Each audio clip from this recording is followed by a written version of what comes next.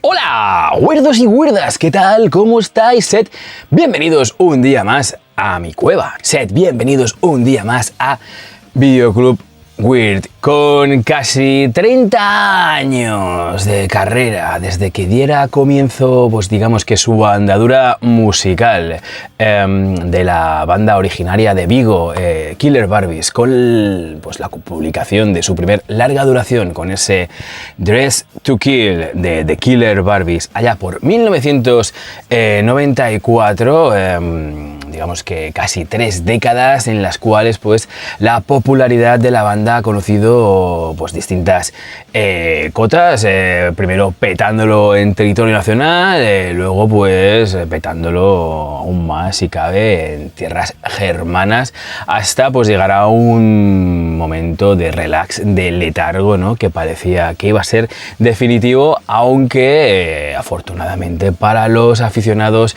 para los fans de los gallegos, la banda resurgió cual ave fénix por su 25 aniversario, hace poquito, un poquito antes de la famosa pandemia que paralizó al mundo. Y bueno, pues como os digo, volvieron al ruedo con la publicación de un nuevo disco de este Vive le Punk, Le Punk,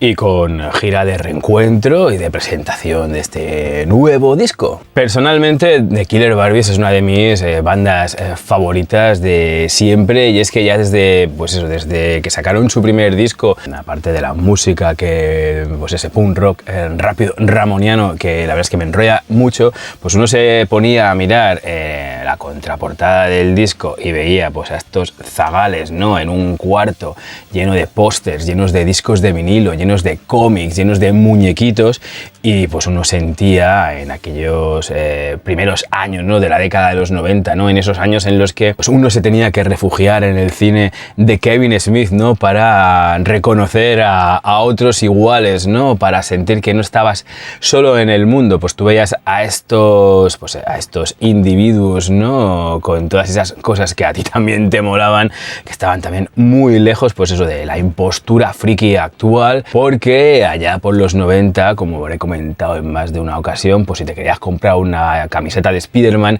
no te ibas al Zara, sino que tenías que importarla o acudir a un centro, a un establecimiento especializado en la materia. Aquellos que tenían la suerte de tener tiendas de cómics especializadas en sus ciudades. Puesto que aquí en Palma de Mallorca, pues ya os digo que creo que fueron en estos añitos, ¿no? Cuando empezaron a surgir en esta pequeña ciudad, en este pueblo, en una isla, pues las primeras tiendas de cómics. Y además los Killer Barbies pues no solo eran mis semejantes, ¿no? En lo que llamemos friquismo, o yo siempre he preferido el término fanboy, ¿no? Fanboyismo se refiere, ¿no? Sino que todo lo que les rodeaba era colorido, era festivo, era gamberro, y además ¿quién podía resistirse a una propuesta, ¿no? Como la de los vigueses, ¿no? Y sobre todo, ¿quién podía resistirse a los encantos de su vocalista, de Silvia Superstar? Una musa que aparecía en sus directos pues con una motosierra, un sueño, una diosa.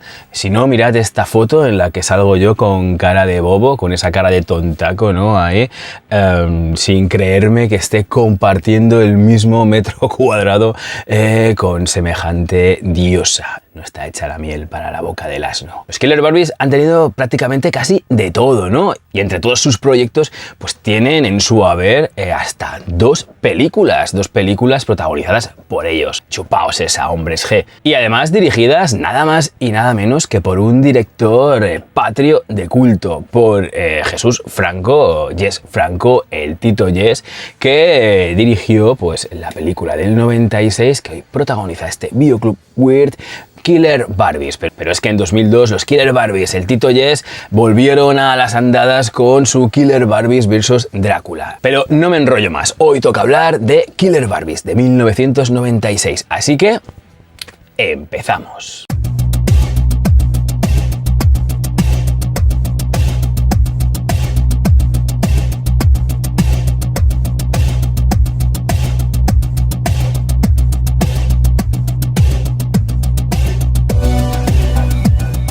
Un día de otoño de 1995, Carlos Galán, más conocido como Carlos Subterfuge, o Subterfuge, que es como lo menos lo decía yo en aquellos tiempos, gerifalte de la discográfica homónima, ¿no?, de la Subterfuge Records, ¿no?, pues cogió el teléfono y llamó a Silvia García y Antonio Domínguez, más conocidos por sus nombres de guerra como Silvia Superstar y Billy King, fundadores, cabezas pensantes, miembros visibles, ¿no?, de la banda, digamos, del fichaje de moda en esos momentos para su productora musical, los Killer Barbies, para comentarles pues que había, pues que alguien le había ayudado a conocer en persona a alguien a quien los tres idolatraban. Ese alguien, pues por supuesto os podéis imaginar que era Jesús Franco, outsider por antonomasia de nuestro panorama cinematográfico. Galán le había enseñado al Tito Yes el primer disco de los Killer Barbies, Dress to Kill, y además a este pues le había enrollado tanto, le había gustado tanto que pues lo que antes hubiera sido un sueño, lo que no se imaginaban que podía ocurrir hasta ese momento, pues estaba a puntito de hacerse realidad. Es decir, Jesús Franco se iba a poner detrás de las cámaras para dirigir una película protagonizada por la banda, por los Killer Barbies. Carlos Subterfuge o Carlos Galán conoció a Jesús Franco durante el transcurso de una retrospectiva que le dedicó la Filmoteca Nacional a principios de los 90. Y gracias a un colega, alguien pues vinculado al canal satélite digital, al Canal Plus, pues logra que tanto el productor musical como nuestro director underground de culto, ¿no?, se conozcan personalmente. Galán acude al encuentro y supongo que además de agasajar al director, pues va cargado con un nutrido surtido, ¿no?, de discos de su discográfica, de la Subterfuge Records, entre los cuales pues se encuentra el Dress to Kill de los Killer Barbies. El rollo de las Barbies sadomaso, ¿no?, pintadas como los Kiss, y el pegadizo punk rock de los Killer Barbies pues enrollan al Tito Yes, y entre una cosa y la otra pues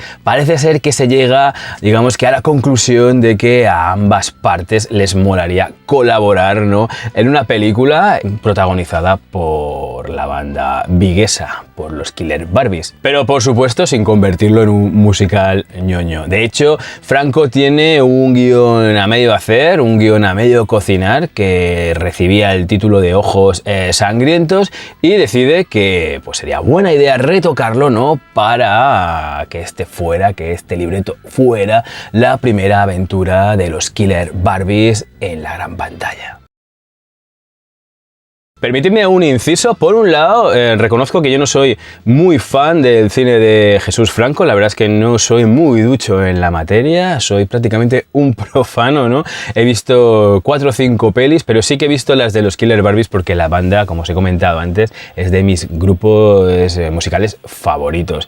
Y por otro lado, para que entendamos el momento en el que estamos hablando, es decir, esa primera mitad de los años 90, cabría señalar que estamos en un momento en el que Jesús Franco, pues 10 años después de pues ser repudiado por maniobras culturetas como la propia Ley Miró, ¿no?, de 1984, pues se encontrará en estos momentos en un proceso, ¿no?, de reivindicación por parte de pues adalides, ¿no?, por parte de representantes de nuevos gustos y sensibilidades artísticas. Lo que se llegó a llamar con el poco concreto y muy ambiguo nombre de la escena independiente. La escena indie. Una escena que comenzará a reforzarse por medios de comunicación cada vez menos marginales, como Radio 3, por ejemplo, que ayudarán a remodelar el imaginario colectivo cultural español. Y esta nueva escena cultural independiente indie de nuestro país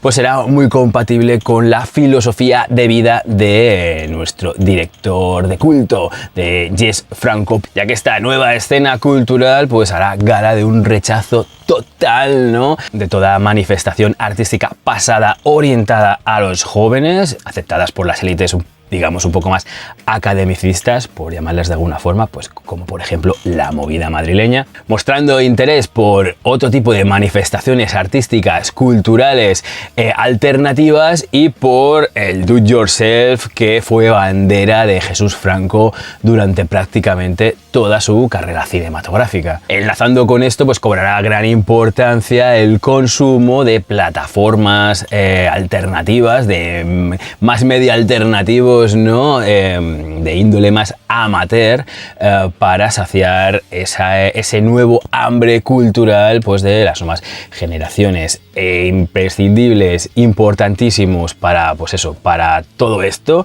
la aparición de los fanzines. Fanzines que serán determinantes en la articulación de este nuevo fandom, y que también fraguarán la revitalización de figuras de nuestro cine patrio, o más añejas, ¿no? Anteriores pues hasta Leo Miró, por ejemplo, pues como la figura de Paul Naschy, o la que nos interesa, la de Jesús Franco. Importantísimo para la figura de Jesús Franco sería el fanzine de Carlos Aguilar, llamado Morfo. Los morfos pues eran los personajes que en las películas del Tito Yes eran pues esos monstruos, ¿no? Al servicio de alguien, la servidumbre monstruosa, ¿no? Aguilar no solo es fan de Yes Franco, sino un auténtico convencido de la importancia capital del director madrileño pues en nuestra cinematografía. Morfo no se quedaría solo, sino que aparecerían otros fanzines como el ya mítico 2000 Maníacos, y aquí entra pues Carlos Galán con su Subterfuge, con su fanzine Subterfuge. Publicaciones donde se ensalza a Franco, no el caudillo, reivindicándolo como genio provocador, como erudito de la música, del cine, y además como una figura muy proclive a experimentar con nuevos formatos, a experimentar en el medio, haciendo hincapié en su calidad de autor. Es así como esta nueva escena indie, el nuevo gusto por el gore, ¿no? De estos primeros años de los 90, ¿no? En estos años pues aparecerá el Brain Dead de Peter Jackson, que os hice un videoclub weird y os lo dejo por aquí, o pues toda esa escuela alemana, ¿no? Dedicada pues a la guarrería y a la casquería, y por supuesto los VHS y los videoclubs. Todo esto fueron los catalizadores de la revitalización, de la recuperación de la figura de Jesús Franco para las nuevas generaciones. Y por supuesto, pues como digo, los fanzines y los VHS fueron capitales, fueron importantísimos, vehículos esenciales para dar a conocer pues la filmografía de nuestro director protagonista. Una figura underground de culto fuera de nuestro país, pero prácticamente desconocido dentro de nuestras fronteras.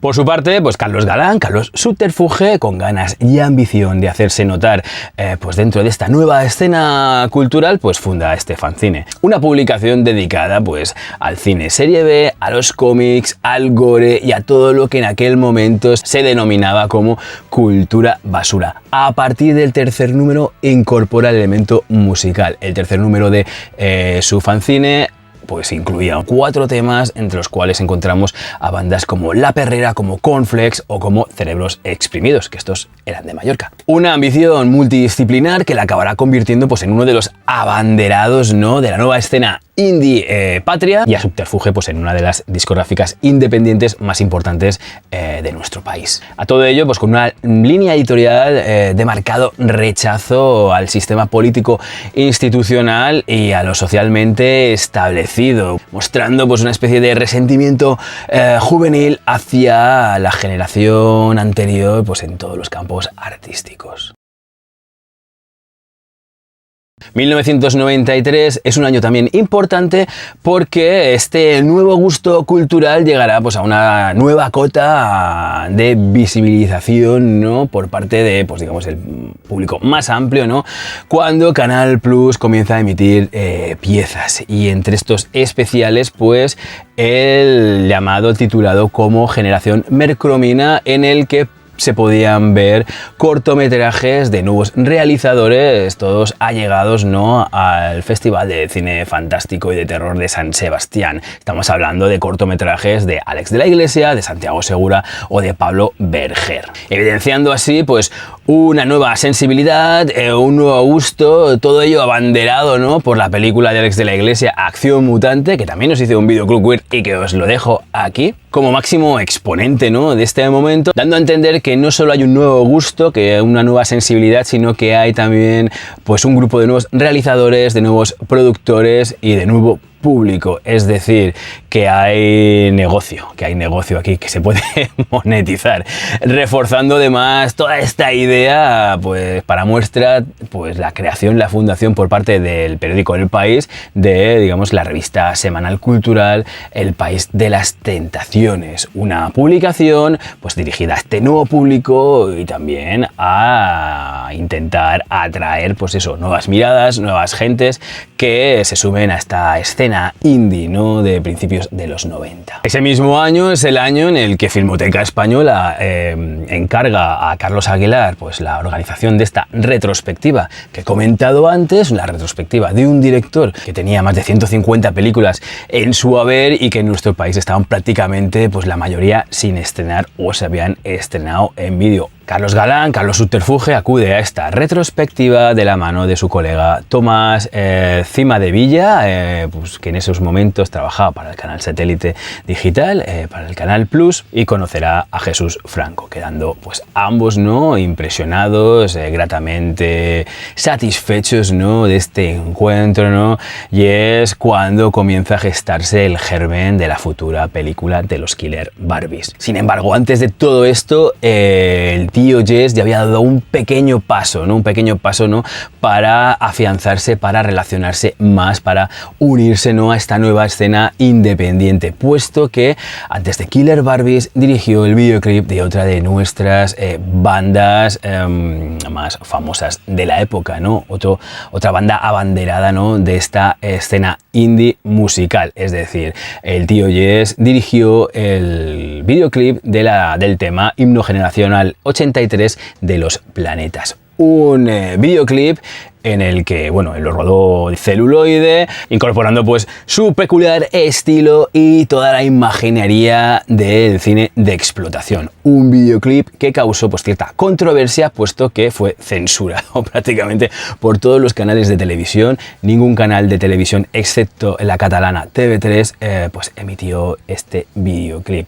Un hecho, una censura que haría aún más fuerte pues la unión, el sentimiento de piña, ¿no?, de Jesús Franco pues con esta escena indie, que acabaría siendo pues el primer pasito, ¿no?, hacia su recuperación, que lo encarrilaría, ¿no?, hacia la peli con Carlos Galán y con los Killer Barbies, con la banda que tanto me enrolla. Paralelamente, en nuestro panorama musical nacional, pues irrumpían los Killer Barbies. En 1994, digamos que sus fundadores, sus cabezas pensantes, Billy King y Silvia Superstar, deciden buscar pues a un guitarrista y a un bajista para fundar una banda de punk rock ramoniano, ¿no? Con vistas también al rock clásico, sin hacer ascos al soul tampoco, para formar una banda orientada, digamos, a tocar en público mayoritariamente, para tocar en directo. Antes de formar The Killer Barbies, ambos, que eran pareja, ya habían hecho lo mismo, habían intentado hacer lo mismo con una banda a la que llamaron Los Últimos de Filipinas, como la peli de Jess Franco, pero esta era en masculino, siendo una banda de versiones que se disolvió sin ni siquiera tocar en directo una sola vez. Y también, de forma paralela, pues militaban en otras bandas. Billy King en Los Cafres, cuyo primer disco pues fue prácticamente la razón de la desintegración, ¿no?, de Los Últimos de Filipinas, y Silvia militó durante la última época del grupo Aerolíneas Federales. Sin embargo, cuando ambas bandas, Los Cafres y Aerolíneas Federales, se separaron, pues Billy y Silvia decidieron volver a la casilla de salida. quisieron fundar su propia banda, The Killer Barbies. Se dice que el origen del nombre pues se le ocurrió a Silvia, puesto que a ella desde bien pequeña le gustaba coleccionar a la muñeca más famosa de la casa Mattel. Con una maqueta de 4 canciones, entre la que ya se encontraba su himno Love Killer, pues comenzaron a sonar en radios, comenzaron a tocar en directo y sobre todo comenzaron a generar interés a todas aquellas discográficas independientes de nuestro país, siendo Subterfuge, la productora discográfica de Carlos Galán, la que pues se los llevase a su huerto, ¿no? Puesto que de todas ellas era el único que no les obligaba a firmar un contrato. Los Killer querían tocar porque sí y querían que fuera una cosa libre, ¿no? Y lo hacían porque les apetecía, porque les daba la gana y no querían ataduras. Entonces Carlos Galán les ofrecía todo eso y posteriormente más. Ese mismo año, 1994, pues ya publican ese Dress to Kill, un LP formado por 14 trallazos, entre los cuales, bueno, prácticamente todo su tracklist está compuesto, ¿no? Por los temas que ya habían grabado los Killer para sus singles autoeditados, ¿no? Autoeditados con su propio sello discográfico, Toxic Records, un disco cuyo título pues rinde homenaje a la banda Kiss, su estética también y su propuesta pues ese corte punk rock ramoniano, clasicote, rápido, que se desvinculaba totalmente pues de la tendencia del noise pop imperante en aquella época, pues con Los Planetas, por ejemplo, como máximos exponentes. Los Killer Barbies eran coloridos, hedonistas, gamberros y sobre todo pues hacían protagonista pues al rock más clásico, entendido también a la manera clásica, es decir, inmediatez, diversión, espectáculo. Y todo ello pues aderezado pues con todo eso que se denominaba cultura basura, serie B, muñequitos, cómics, pues todo lo que nos enrolla. 14 temas entre propios y versiones que consiguieron la nada desdeñable cifra de 10.000 unidades vendidas. De hecho, la revista Popular 1 consideró el Dress to Kill como el tercer mejor disco de ese año, pero también les premió como la mejor portada, como la mejor banda nueva, como la mejor cantante femenina o mejor tema con su canción Comic Books. Además, los Killer Barbies sonaron en radios, no pararon de girar, tuvieron mucha visibilidad, pero todo esto creció exponencialmente, conjuntamente también con las noticias de la película de Jesús Franco, algo que también, por otro lado, hizo que su segundo disco, que estaba ya grabado, retrasase su salida. Pues como os digo, todo esto creció cuando la marca de refrescos de Radical Fruit Company decidió incorporar el tema Love Killer para su campaña de marketing a nivel europeo, lanzada el 29 de febrero de 1996. Y es aquí cuando llegamos al momento que ya he anticipado antes, ¿no? A esa cita, ¿no? A ese encuentro entre Carlos Galán y Jesús Franco y pues el momento en el que llegan a la determinación de que hay que hacer una película protagonizada por los Killer Barbies. De hecho, como os he comentado, Jess Franco tenía un guión a medio cocinar, una película que teóricamente iba a protagonizar Flavia Herbás, hija del actor Antonio Mayans. No es casualidad que el personaje de Silvia Superstar en la peli se llame Flavia, retocando pues ligeramente este libreto que firmaría bajo el seudónimo de David Cune II, con la intención de crear pues un teórico vehículo de lucimiento de la banda viguesa. Emulando y salvando las distancias a un Richard Lester con sus películas de los Beatles, pues Franco nos relataría cómo los Killer Barbies, con Y, para no tener problemas con los abogados de la muñeca más famosa de la casa Mattel, tras tocar en un concierto y ser mal pagados, por cierto, pues se quedan tirados en un inhóspito paraje, ¿no? Cuando pues su furgoneta se estropea, ¿no? De camino a otro bolo. De ser otro director, posiblemente con una premisa como esta, pues hubieran aparecido pues, una familia de garrulos endogámicos caníbales o mutantes del desierto. Pero al estar Jess Franco tras las cámaras, pues nos vamos a algo más antiguo, ¿no? Algo más gótico. Los Killer Barbies acabarán siendo invitados a un lóbrego castillo, ¿no? Cuya propietaria, una pseudo condesa de Battery y cupletista también, acompañada de una hueste de freaks, pues se las hará pasar canutas. Siendo esto pues algo más propio de la Hammer o del fantaterror sesentero, setentero patrio. Un intento de mixtura entre lo antiguo y lo nuevo, mezclando pues el slasher, los elementos de terror modernos, pues también con el particular universo hermético de Jess Franco, sin dejar de lado, por supuesto, su estilo, es decir, esos zooms incontrolables, esos encuadres góticos, esos largos planos con neblinas o ese caos narrativo que le caracteriza. La peli se rodó en 2 semanas, entre el 18 de enero y el 5 de febrero de 1996, en la valenciana localidad de Cullera. Una inmediatez y unas prisas es de suponer para que el tío Jess, para que el tito Jess Franco, pues no se le bajara el hype, ¿no? Y no perdiera el interés. Además de los exteriores en Cullera, también se grabaron escenas en tabernes de Valldigna y el monasterio de Aigües Vives, pues hizo las veces, ¿no? Del castillo maldito de la condesa que había descubierto en la sangre, sobre todo en su ingesta, el secreto de la vida eterna. Como curiosidad, pues se grabaron 2 actuaciones en la discoteca Chocolate, que podemos ver en la peli, una al principio y otra al final. Una se hizo haciendo playback, ¿no? Con los actores, con los ficticios Killer Barbies con Y, y la otra pues en directo ya con los miembros oficiales de la banda que no aparecían en el metraje. Entre ellos pues el Dr. Gonzo y Super Bingo, ese de la máscara de Spider-Man. Estos Killer Barbies con Y estaban formados por Flavia, interpretada por Silvia Superstar, la cantante, por Billy King, que era el único que mantenía su nombre real a la batería, y por Rafa, interpretado por Carlos Galán en la primera de sus colaboraciones con Jesús Franco, puesto que más tarde aparecería en la peli del mismo director, Lady Frankenstein. Los tres apenas sin experiencia, la única que había participado en algo parecido había sido Silvia Superstar, que había pues hecho sus pinitos en la película de Antonio Blanco, La venganza de los garrulos lisérgicos, una cinta muy underground que comparada con Killer Barbies pues convertía a la película de Jesús Franco en una superproducción de Hollywood.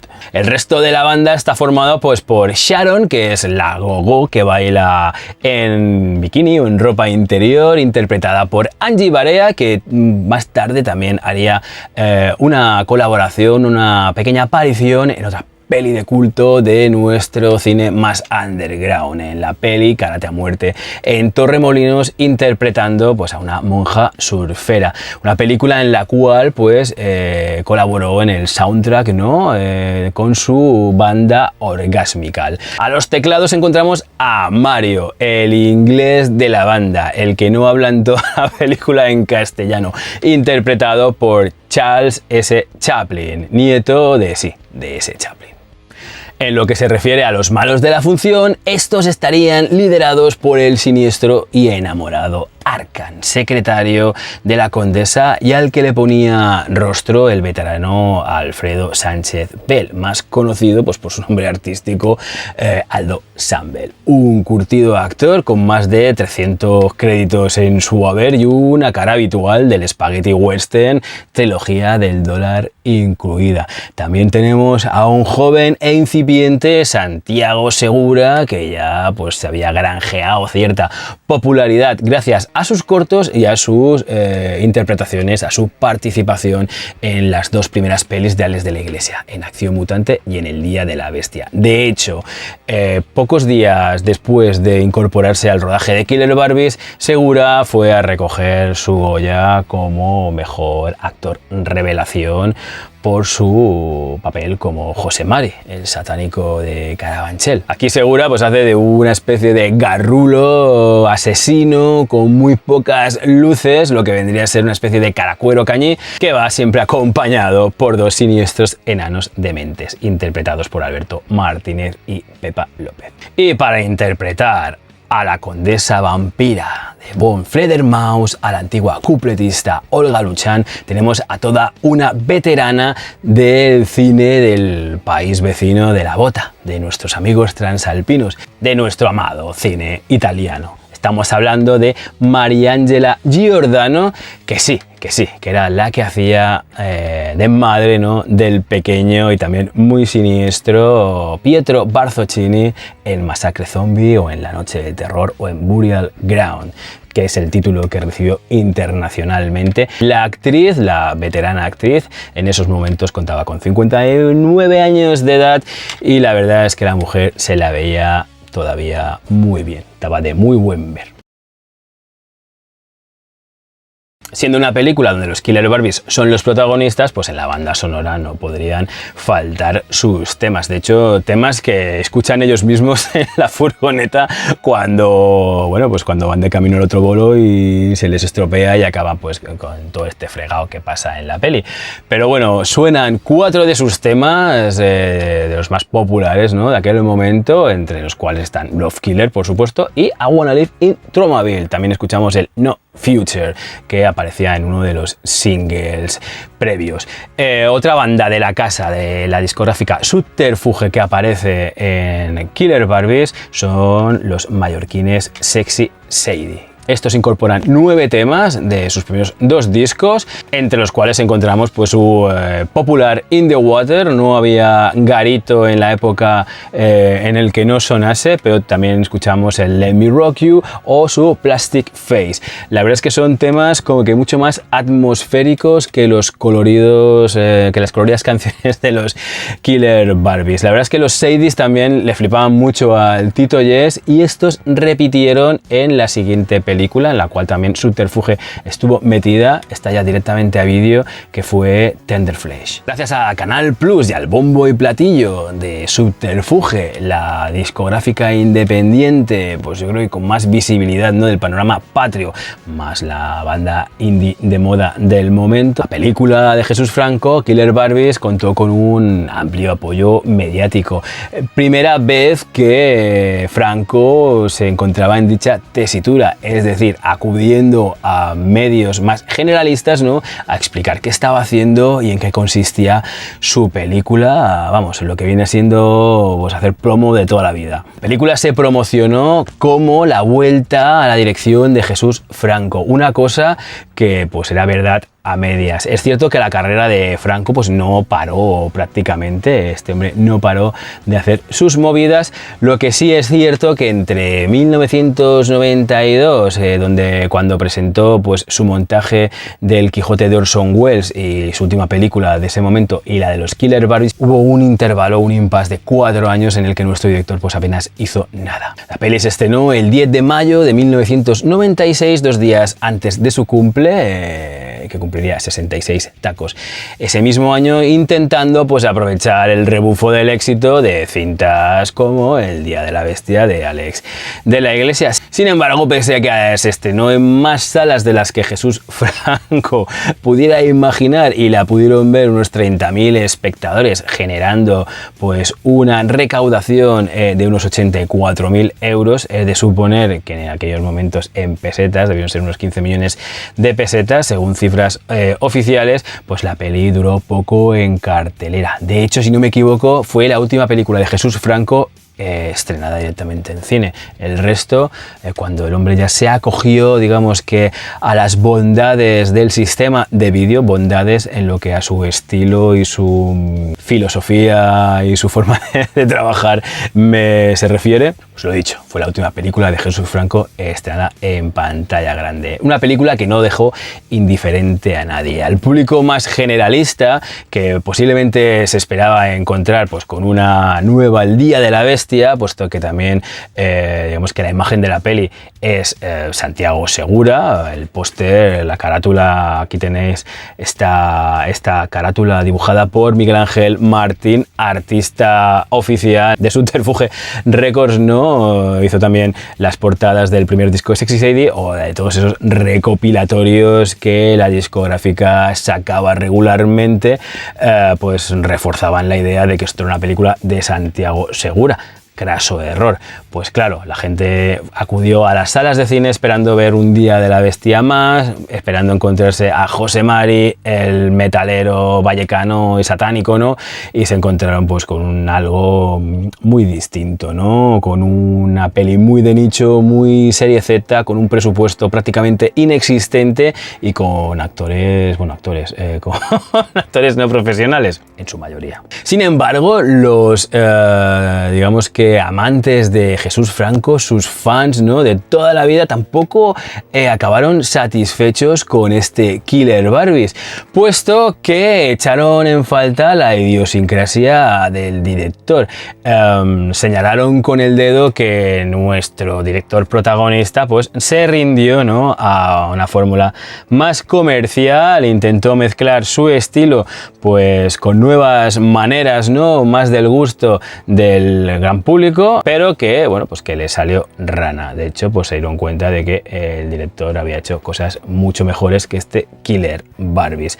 Le denunciaron mucho, pues como os digo, esa incorporación de elementos más comerciales y ese rollete, ¿no?, a lo Scooby-Doo con furgoneta incluida. Y por supuesto, la prácticamente carencia de desnudos, que los hay, a lo largo de su metraje. Es decir, Killer Barbies se encontró pues en una tierra de nadie. Era demasiado underground para, digamos, el gran público, para el público masivo, pero también era demasiado comercial pues para el aficionado más especializado. Posiblemente una oportunidad perdida para nuestro director protagonista para hacerse un huequecito dentro del panorama cinematográfico patrio en una época muy proclive a ello, de haber encabezado este proyecto pues de otra forma, con otra filosofía. Tampoco sus protagonistas quedaron del todo satisfechos con los resultados, aunque eso sí, tanto Silvia Superstar como Billy King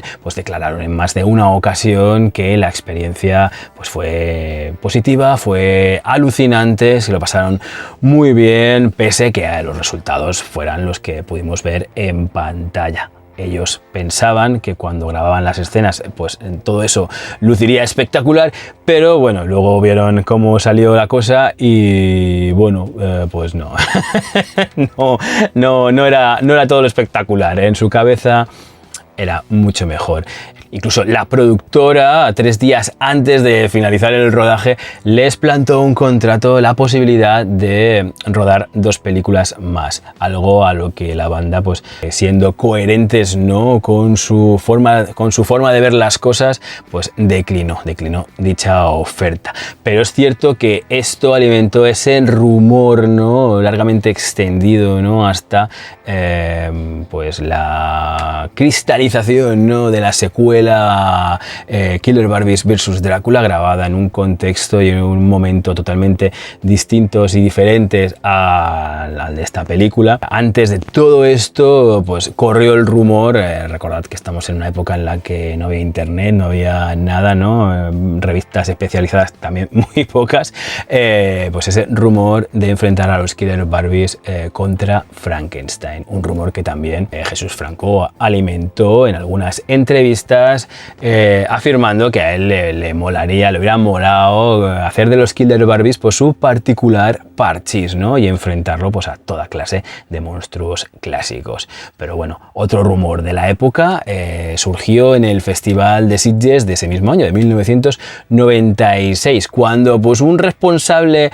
de la Troma comentó en una de las presentaciones que intentaban contactar con el grupo de Killer Barbies para ofrecerles pues participar en una de sus películas. Este rumor, este sí que está dentro de la rumorología, no sé si es cierto, pero sí que pululó por los mentideros durante pues bastante tiempo. Personalmente la peli la vi en el extinto cine Palacio Avenida de Palma el día de su estreno. Fui esa misma noche, creo que engañamos a alguien para que nos acompañase, alguien que creo que ya no quiso volver al cine nunca más con nosotros, y la verdad es que pues teniendo sus cosillas es una película que de vez en cuando revisito, puesto que, como os he comentado, no soy muy fan de Jesús Franco. Es cierto que he visto 4 o 5 pelis que no me han desagradado, pero bueno, soy más fan de los Killer Barbies. Y aquí me quedo. Creo que aquí ya pongo pues punto y final a este vídeo. Espero que os haya enrollado. De ser así, pues ya sabéis, le ponéis un pulgar para arriba. Tenéis la caja de comentarios a vuestra disposición para comentar lo que vosotros queráis, para que me contéis pues dónde visteis Killer Barbies por primera vez, si la habéis visto, si no la habéis visto, si os mola, si os enrolla, si no os enrolla, si pensáis que apesta, como yo creo que el común de los mortales, o lo que os apetezca contarme ahí abajo. Muchas gracias por vuestros likes, por vuestros comentarios, por estar suscritos. Si no lo estás, suscríbete y por favor ayúdame a cumplir el reto de este año, llegar a los 3000 suscriptores, que esto se ha quedado un poco congelado. Pero muchas gracias por todo eso, puesto que sois el motor. Vuestro feedback es el motor para motivar a un servidor a seguir haciendo vídeos y alimentar este videoclub weird de contenido. Así que no me enrollo mucho más, espero que nos podamos ver más pronto que tarde en otro videoclub weird, aquí, en mi cueva. Así que ya sabéis, hasta la próxima, si os quiere, weirdos.